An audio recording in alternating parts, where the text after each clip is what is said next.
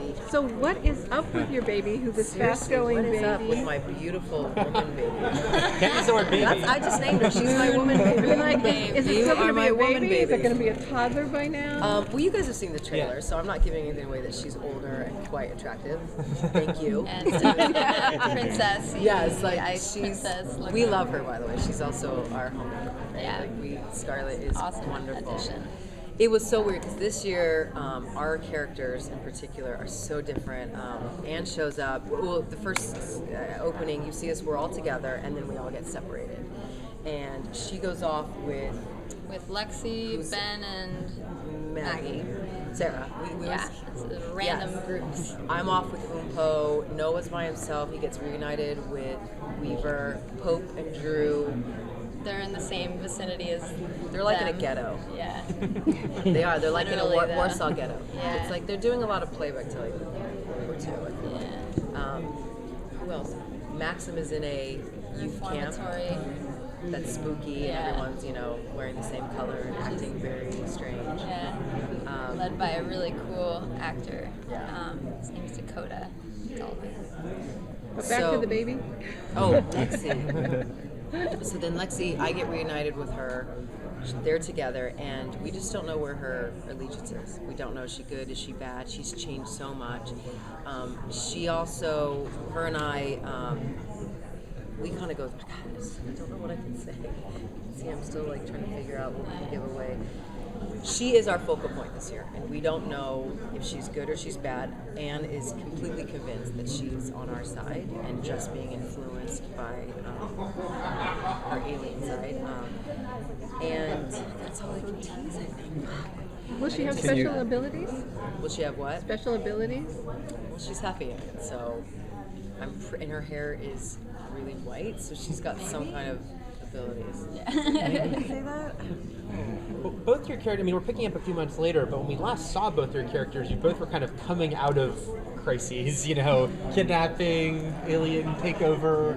Well, we kind of see the aftermath of both those experiences for your characters. Yeah. Lourdes is goes back to her religious kind of self, but in a much more extreme way. It's not so orthodox, Catholic or whatever she, started as, but it's more of a worldly spirituality that's A bit fanatical. very fanatical, I would say. And I think that is completely directly as, a reaction to what happened to her. Yeah. And you feel a strong loyalty to Lexi, and Yeah. Lexi also As a knows savior that. almost, And yeah. maybe, we don't know, maybe exploits it. Maybe exploits all of our love for her, but then redeems herself. If I can be so broad, I'm sorry. But she's our superstar this year. But we are all so different. All of our characters, all the actors who normally work with certain actors, were working with different actors. I was always working with Seychelle. I was now always either with Scarlett, and once nobody was working with the same actors. This is our most far-fetched year. Our sci-fi goes full force. So if Anne and Tom are separated, does that mean, where's their relationship kind of stand as the season starts? I can say that we're still together, and we even we have much more. We have way more fights, and we definitely. I'm now I'm a soldier. I'm no longer just a doctor. I'm a soldier. He is now relying on me for my input, and I'm not the same person he left behind. I'm also going to defend my daughter. So we go to toe-to-toe a lot about the innocence of our daughter, because we just don't know how much of her is human. We also have an episode that Jonathan Frakes directed where you see what happened to Anne when she was back in the womb with Lexi, and how involved Karen is. And you also get to see a part of Anne's past. You know what I'm talking about, Yeah, right? no, Episode it's 6. Yeah. So does Tom not really accept Lexi? Well, and he's also not bonded to her the way I am. So no, he doesn't completely accept her, and everybody questions where his alliance is as well. So there's a lot of pointing fingers and who's on whose side, and can he be objective because this is his daughter, and is he giving her special treatment that he would allow another character? So how are we doing with eye worms this season? Seemed to steer clear in the beginning, but yeah, I think Lourdes is become a little maybe obsessed with not being that person, that extremely violent and harmful influence on her community. And I think she's trying a little too hard to be the opposite of that, to be the enlightened, peaceful girl. And we've all seen, that religious person who kind of takes their crusade sometimes a little too seriously. But I have a more meta question.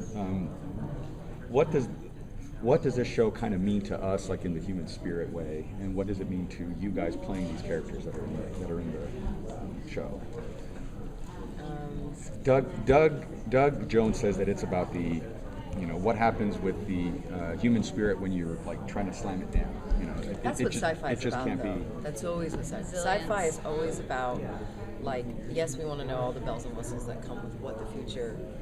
What could happen in the future, but it's always about human will. It's always about your humanity, and when you are in a situation where things are so vile and so despairing, will you rise to the occasion, or will you actually become primal and just fight for your bread and butter? Like, will you start killing other humans? Will you be reduced to something that's just more animalistic?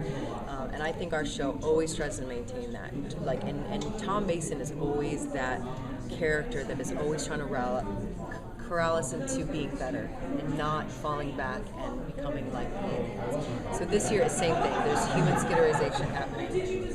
They're starting to take humans and make them into skitters, and we are fighting that. We are fighting. The Hispania is still on our side, but we're fighting more aliens and still trying to maintain our humanity. That is always our through line on our show. I think our sense of self, it's so easy to just become a number or a thing that someone's made you into, and that everyone can subsequently label you as, and to maintain like who you are and how you're unique from everyone is a challenge. I think as a character and an actor. Our show's definitely too. It's still moving. Like, we're talking about all of our character stuff, but there's still a billion things happening, and there's fighting every episode. There's always a lot of movement, so it's still exciting. This is the last question. Would you say that with the science element turned up, is the military aspect kind of toned down a little bit this season, or is that still ever present in every sense? Always. I just feel like I'm having such a brain fade. It's not as like strategic now because we're all kind of just thrown out of a loop. So it's not like an organized thing, but those qualities are so instilled in our group that it's like you said. It's never. I don't think that's ever lost. You've got the young kids that are fighting. You've got that camp. They are also a threat to us. You've got the Hispani trying to help us, but kind of in some ways abandoning us. Not Cochise, but his the Volm. Yeah. Sorry. God, can't keep track of the aliens. I mean, there's so many of them. And there's more. Yeah. We've got episodes where we're trying to go out on our own and find out like recon missions that I get to go on actually, and so we're fighting. We're being attacked, and we actually end up being in this one area a lot of the time, which is, what do we call that area? It's Chinatown. Chinatown. It's like a dilapidated. Chinatown becomes our new Charleston haven. Yes. So visually, you can see that that's a very different visual than Charleston. It's a lot of Chinese takeout.